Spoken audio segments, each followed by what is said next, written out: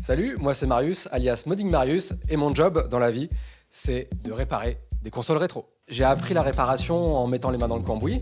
C'est-à-dire que les premières consoles que j'ai fait, c'était pas forcément joli, on apprend. Minimum pour une réparation classique, je passe environ 1 heure par console. J'ai des clients qui me contactent via mes réseaux, Instagram et Twitter, et qui m'envoient après leur console pour que je les restaure. La console qu'on m'envoie le plus actuellement, c'est la première Game Boy, la Game Boy DMG, ou connue aussi sous son nom de Game Boy Fat, Game Boy Tank. Parfois, j'ai vraiment des grosses surprises dans les Game Boy qu'on m'envoie. J'ai bien sûr eu les classiques insectes morts, araignées mortes, puis une ou deux fois des cafards vivants, ça c'était vraiment pas agréable. J'ai parfois des poils, c'est vraiment très immonde quoi.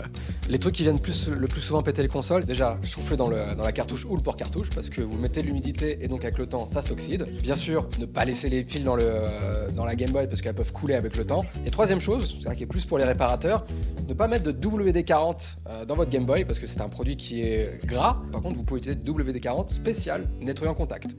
Ça, c'est un produit qui est fait pour la réparation électronique. Ce que j'adore, c'est qu'à l'époque, Nintendo, sur leur carte mère, ici de Game Boy, ils labellisaient tous les composants. C'est-à-dire que si vous avez un composant HS, vous avez juste à lire ce qui est marqué sur la carte mère. Bon, après, c'est une tendance qui, malheureusement, avec l'avenir, c'est un peu effacé. Déjà, même sur la Game Boy, on voit qu'avec le temps, Nintendo a commencé à protéger ses composants. Par exemple, là, sur cette carte mère qui est un peu plus jeune, on voit que les puces, elles sont protégées ici par un espèce de revêtement noir. Et c'est vrai qu'aujourd'hui, si on veut réparer une console, il est compliqué des fois d'identifier certains composants. On n'a pas ce qu'on appelle les datasheets. Voilà. Donc c'est un peu maintenant un défi aujourd'hui pour tous les réparateurs de produits next-gen.